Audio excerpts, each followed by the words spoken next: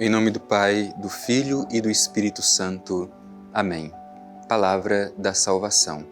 Querido irmão, querida irmã, a palavra de Deus tem força de transformação. Se dispomos do nosso coração para acolhê-la, com certeza a nossa vida será transformada.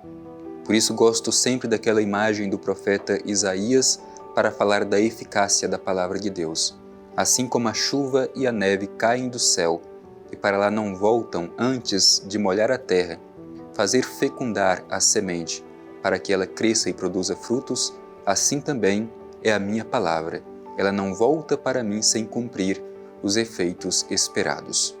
Por isso, querido irmão, querida irmã, te convido a neste momento permitir que esta semente da palavra de Deus caia no solo fecundo do seu coração, que ela possa germinar, crescer, produzir muitos e bons frutos de transformação na sua vida e na vida da sua comunidade.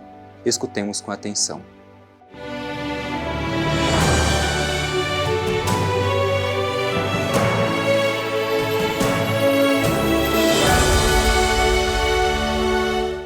Proclamação do Evangelho de Jesus Cristo segundo Mateus.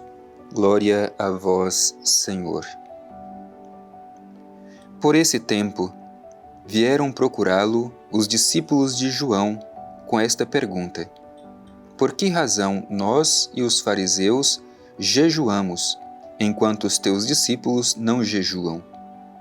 Jesus respondeu-lhes: por acaso podem os amigos do noivo estar de luto enquanto o noivo está com eles? Dias virão, quando o noivo lhes será tirado, então sim jejuarão. Palavra da salvação. Glória a vós, Senhor. Querido irmão, querida irmã, hoje escutamos este breve trecho do Evangelho de São Mateus, mas que traz uma mensagem muito importante para a nossa vida, sobretudo para este tempo quaresmal que nós estamos vivenciando. Hoje, vemos aqui no Evangelho o confronto dos discípulos de João Batista com os discípulos de Jesus sobre um tema muito importante naquele tempo e continua sendo importante para nós hoje, o tema do jejum. O jejum é um costume muito forte na vida dos hebreus e continua sendo também na vida cristã. Mas a pergunta é como devemos fazê-lo? E hoje o confronto dos discípulos de João com os discípulos de Jesus é justamente sobre este tema do jejum. Diz assim o Evangelho: por esse tempo vieram procurá-lo os discípulos de João com esta pergunta. Como nós sabemos, João Batista, aquele que veio para preparar os caminhos do Senhor, levava uma vida muito ascética, portanto, uma abnegação total, e levavam muito a sério a questão do jejum.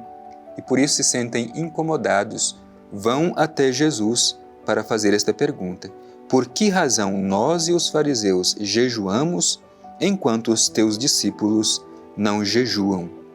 Portanto, interrogam a Jesus. A resposta de Jesus é muito significativa, nos ajuda a compreender bem a nossa relação com o Senhor. Diz assim o Evangelho: Jesus respondeu-lhes: por acaso podem os amigos do noivo estar de luto enquanto o noivo está com eles? Jesus responde com esta interrogação, que é carregada de significado. Jesus remete à imagem matrimonial. E aqui na imagem matrimonial, que já era muito importante desde o Antigo Testamento, a gente vai compreender essa dimensão de uma aliança nova com Jesus. Para o povo hebreu, o povo israelita, Deus era o esposo e Israel era a esposa. Esta era a forma que encontravam para falar da aliança entre Deus e o seu povo. Portanto, o Senhor, Yahvé, é o esposo e Israel é a esposa. Por isso, utilizando esta imagem matrimonial, Jesus responde à pergunta dos discípulos de João Batista do porquê que os discípulos de João jejuam e os discípulos de Jesus não. Jesus faz esta interrogação: podem os convidados do noivo estarem de luto enquanto o noivo está presente?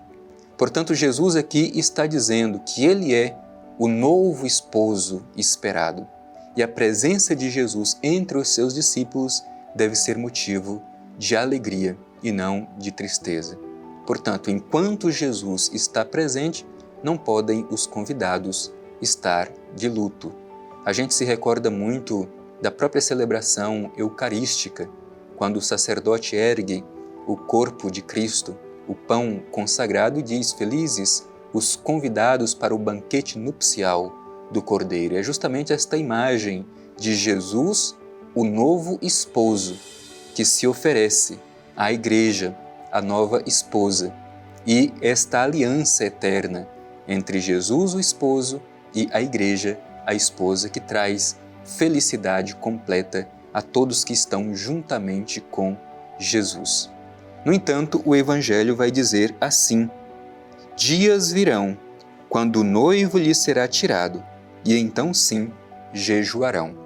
O que Jesus está querendo dizer com esta expressão? Dias virão em que o noivo lhe será tirado.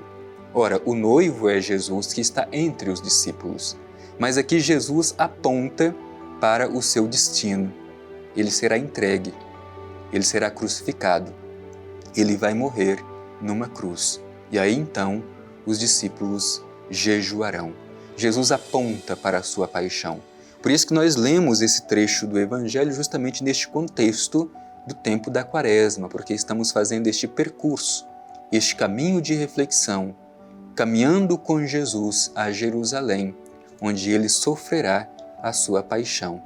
E ali nós vivenciaremos a mesma experiência do Calvário, onde o Senhor mais uma vez oferece a sua vida pela nossa salvação.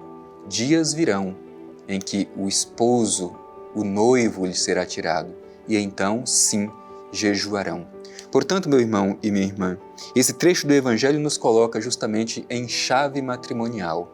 Cristo é o novo esposo. A igreja, nós, somos a esposa, que criamos uma aliança nova e eterna com o Senhor. É uma relação de comunhão, aliança entre Deus e a humanidade. E neste tempo da Quaresma nós somos convidados a fazer este recolhimento, a intensificar a experiência do jejum para nos recordar da nossa comunhão com Deus e da nossa solidariedade com os irmãos e irmãs. O que não podemos fazer é como faziam os fariseus, fazer do jejum somente uma experiência religiosa baseada na aparência, sem descobrir qual é o seu significado mais profundo. Portanto, olhemos para o Evangelho, deixemos que ele nos ensine o caminho a ser percorrido, sobretudo o caminho de comunhão com o Senhor. Renovemos sempre esta aliança. Jamais nos esqueçamos de que Cristo, o Filho amado do Pai Eterno, veio a este mundo e com ele nós renovamos a aliança. Agora, uma aliança eterna. Ele, o esposo, e a igreja, a sua esposa. Que esta mensagem do Evangelho nos ajude a viver bem o tempo da Quaresma, procurando nos colocar com Jesus no caminho do Calvário. É interessante quando os discípulos de João Batista fazem esta interrogação, sobretudo com o desejo de que Jesus se sinta constrangido e, sobretudo, se perca no seu caminho. E quando a gente lê o Evangelho um pouco mais para frente, a gente percebe que acontece justamente o contrário. É João que ajuda os seus discípulos a passarem do segmento dos seus passos ao segmento de Jesus. Aquilo que João Batista fez foi justamente preparando para a vinda do Messias, isto é, Jesus aqui no Evangelho os ensina a reconhecer que tudo aquilo que João ensinou aos seus discípulos foi para que o seu coração tivesse preparado para acolhê-lo. No entanto, parece que os discípulos de João ainda não haviam compreendido isso, que tudo aquilo que João os ensinou foi para que o seu coração tivesse condição de reconhecer quem era verdadeiramente o Messias, o Cristo, o esposo esperado. No entanto, os seus discípulos ainda têm dificuldades. E Jesus parece respeitar o processo, assim como respeita o processo de cada um de nós. Ninguém atinge um nível de maturidade da fé de um dia para o outro. Aliás, a própria catequese nos ensina isso. É um processo que nós devemos fazer para compreender verdadeiramente qual é o verdadeiro significado da nossa fé. Por isso, coloquemo-nos na escola do Mestre Jesus e aprendamos dele o verdadeiro significado da nossa fé, renovando esta nossa aliança, esta nossa comunhão com o Senhor. Ele é o esposo e nós, a Igreja, somos a esposa que criamos uma íntima relação de comunhão, uma aliança nova e eterna.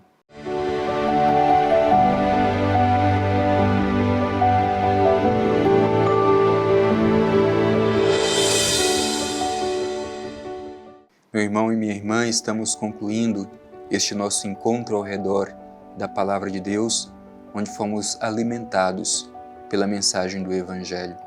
E de forma muito especial, uma mensagem que nos ajuda a vivenciar melhor este tempo da Quaresma, ressignificando a prática do jejum como comunhão com Deus, solidariedade com os nossos irmãos e irmãs mais necessitados. Coloquemo-nos diante do Pai Eterno em atitude de oração, pedindo a graça de termos a disposição de seguir os passos do Mestre rumo ao Calvário, para que possamos viver esta experiência da sua entrega como entrega para a nossa salvação.